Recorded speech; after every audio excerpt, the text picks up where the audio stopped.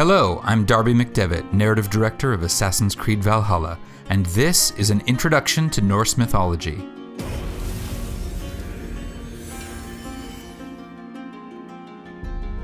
Assassin's Creed Valhalla takes place in an era that marks the gradual transition from the pagan religions of old Europe to modern Christianity. In England, where most of our story is set, the Christian faith has recently gained a firm foothold, but there are still many pagan religions flourishing. Most notable of these is the pantheon of gods worshipped by the Norse people who lived in the regions we now call Norway, Sweden, and Denmark. This eclectic collection of gods includes such figures as Odin, the All-Father and King of all gods, Freya, the goddess of love and battle, and Loki, the obstinate trickster. For all the Norse characters in our story, including our protagonist Eivor, these gods and the stories about them constitute a living religion. They offer comfort and wisdom to the men and women who take them seriously.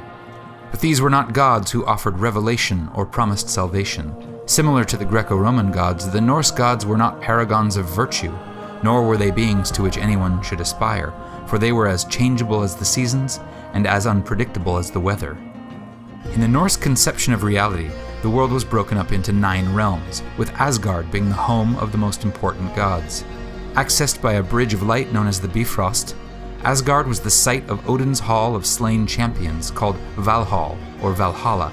This was the final resting place of all warriors who died bravely in battle, weapon in hand, and whose reward it was to remain at Odin's side, drinking and warring until the coming of Ragnarok, the battle at the end of time. As one might expect from a people who valued courage and honor, the Norse approached their gods somewhat bluntly. They did not pray to them asking for redemption, they bargained with them, making sacrifices for a stroke of good fortune.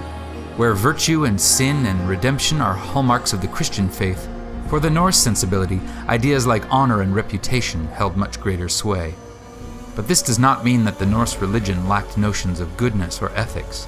Through sources like the poetic Edda, we can find, amid tales of debauchery, deceit, and cruelty, passages of great beauty and common sense.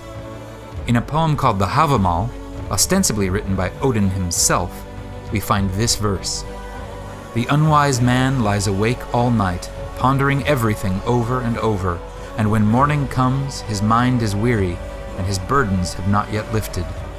Wise words from the All-Father, so do as he says and stop your worrying.